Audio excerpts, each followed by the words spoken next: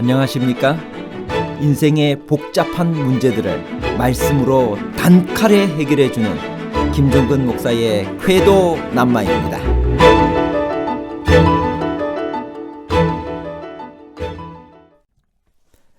바울이 자랑하라고 한 것은 지혜, 용맹, 부함인가요? 아니면 그리스도 예수 안에 있는 것을 자랑해야 하나요? 자기 자신과 예수 의지에 관한 복잡한 문제를 하나님 말씀의 가르침으로 명쾌하게 해결해 드리겠습니다. 바울은 어떤 사람을 강한 자라고 불렀나요? 로마서 15장 1절. 믿음이 강한 우리는 마땅히 믿음이 약한 자의 약점을 담당하고 자기를 기쁘게 하지 아니할 것이라. 우리 각 사람이 이웃을 기쁘게 하되 선을 이루고 덕을 세우도록 할지니라. 바울은 자기를 강한 자라고 불렀는데 만일 채소만 먹는 사람이 약한 자라면 바울도 약한 자라야 합니다. 왜냐하면 바울은 우상 숭배 문제 때문에 채소만 먹기로 결심한 사람이기 때문입니다. 믿음이 약한 자의 약점을 담당한다는 것은 무엇을 말하나요? 로마서 15장 1절. 믿음이 강한 우리는 마땅히 믿음이 약한 자의 약점을 담당하고 자기를 기쁘게 하지 아니할 것이라. 영적으로 강한 신자들은 스스로 확고히 서 있을 뿐 아니라 다른 사람들이 설 수 있도록 도와야 합니다. 믿음이 약한 자의 약점을 담당한다는 것은 갈라디아 6장 2절에 나오는 너희가 짐을 서로 지다와 같이 짐 따위를 지다라는 상징적인 의미로 사용됩니다. 이와 같이 강한 자는 약한 자의 여러 가지 약점들을 짊어져야 합니다. 그러나 강한 자가 연약한 자의 약점을 담당할 때 사랑 안에서 행해야만 합니다. 사랑은 그리스도의 법을 성취하는 열쇠입니다.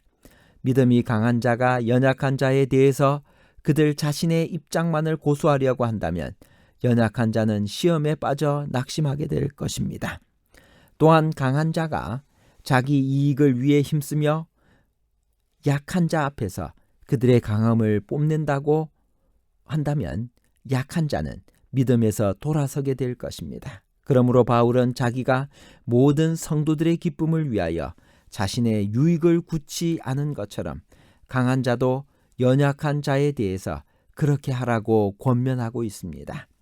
아무리 우리 형제가 연약하고 편견을 가진 것처럼 보여도 그들의 복리를 위해 우리의 권리와 욕망을 고집하는 대신 기꺼이 포기해야 합니다. 자기를 기쁘게 하지 않고 각 사람이 이웃을 기쁘게 하라는 말씀을 어떻게 이해해야 하나요? 로마서 15장 2절 3절. 우리 각 사람이 이웃을 기쁘게 하되 선을 이루고 덕을 세우도록 할지니라.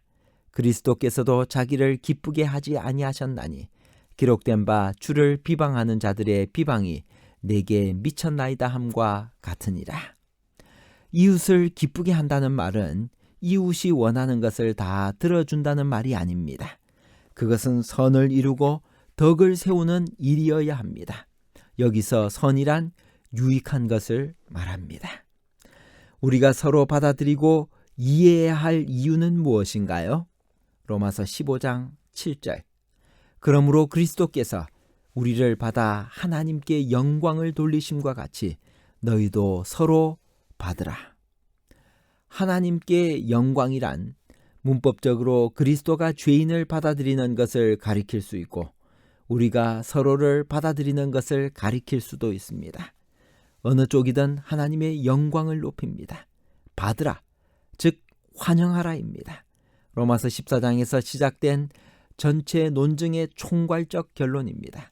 신자들은 비록 사소한 문제에 서로 다른 의견을 가지더라도 서로를 그리스도인으로 인정하고 그렇게 대해야 합니다.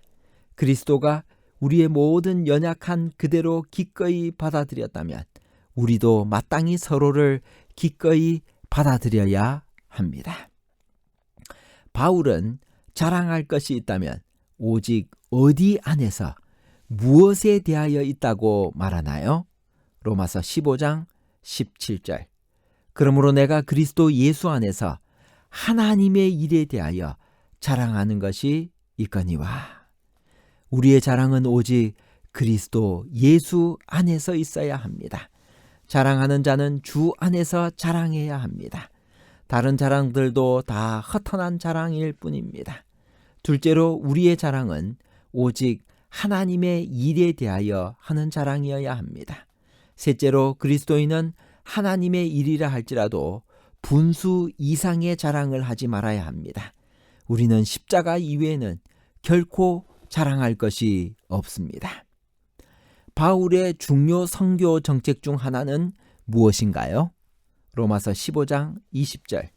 또 내가 그리스도의 이름을 부르는 곳에는 복음을 전하지 않기를 힘썼노니 이는 남의 터 위에 건축하지 아니하려 함이라. 이것은 독선이나 교만에서 나온 것이 아닙니다. 그는 항상 이방인의 사도로 자처하였으며 미개척지를 좋아했습니다. 그러므로 바울이 로마서를 써서 보낼 때에는 로마 교회를 위한 뚜렷한 지도자가 없었다고 보여집니다. 만일 베드로가 이때 로마에 있었다면 바울은 그의 정책에 따라 로마서를 써서 보내지 않았을 것입니다. 로마서를 써 보낸 때가 그의 전도 여행 말기라는 힌트를 어디서 얻을 수 있나요? 로마서 15장 23절. 이제는 이 지방에 일할 곳이 없고 또 여러 해 전부터 언제든지 서바나로 갈 때 너희에게 가기를 바라고 있었으니. 바울은 로마서를 고린도에서 쓴 것으로 보입니다. 고린도의 회항인 갱그레아 교회의 집사 베베를 로마로 보내면서 추천하고 있기 때문입니다. 바울은 제2차 전도 여행 때 고린도에 18개월을 머물면서 고린도 교회를 세웠고 제3차 전도 여행 때는 3개월을 머물렀습니다. 이제는 이 지방에 더 이상 일할 곳이 없다고 한 것을 보아서 그의 전도 여행 말기에 고린도에 3개월 머물 때에 갈라디아서와 로마서를 쓴 것으로 보입니다. 바울은 후에 로마를 거쳐 어느 쪽으로 나가려고 계획하고 있었나요? 로마서 15장 23절. 서바나로 갈 때 너희에게 가기를 바라고 있었으니. 로마서 15장 14절부터는 로마서의 마지막 부분입니다. 모든 직설법과 명령법의 권면이 끝나고 로마서를 마감하면서 바울은 자신의 사명과 앞으로의 계획을 로마의 성도들에게 미리 알립니다. 그는 이방인의 사도로 부르심을 받고 그동안 편만하게 복음을 전하였으며 이제는 고린도 지역에는 더 이상 일할 곳이 없기 때문에 로마를 거쳐 서바나, 스페인까지 가서 복음을 전하려고 했습니다. 바울은 로마와 서바나를 가기 전에 어디에 먼저 가려고 했나요? 무슨 목적인가요? 로마서 15장 25절. 그러나 이제는 내가 성도를 섬기는 일로 예루살렘에 가노니 이는 마게도냐와 아가야 사람들이 예루살렘 성도 중 가난한 자들을 위하여 기쁘게 얼마를 연보하였습니다. 바울은 제3차 전도 여행 시 에베소에 3년을 머무르면서 고린도 전서를 썼고 고린도에 3개월을 머물면서 갈라디아서와 로마서를 썼습니다. 이제 바울은 마게도냐와 아가야 성도들이 예루살렘의 가난한 성도들을 위하여 드린 연금을 전달하기 위하여 예루살렘으로 가려고 합니다. 마게도냐는 그리스 북부 지방의 지방이고 아가야는 그리스 남부 지방을 말합니다. 그 후에 그는 로마로 가서 그들의 도움으로 서바나까지 가려고 계획을 세웠습니다. 그러나 로마를 방문하려는 그의 계획은 예루살렘에서 체포되어 가이사랴의 감옥에서 2년이나 수감되어 있었기 때문에 늦어지고 말았습니다. 2년 후 그는 죄수로서 로마를 방문하게 됩니다. 로마서 15장 30절에서 예수 그리스도와 성령의 사랑과 하나님은 나란히 언급되어 삼위일체 하나님을 증거하고 있습니다. 성령께서는 단순한 영에 불과한 것이 아님을 분명히 증거하는 구절입니다.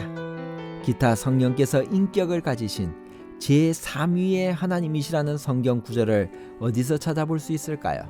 로마서 15장 30절.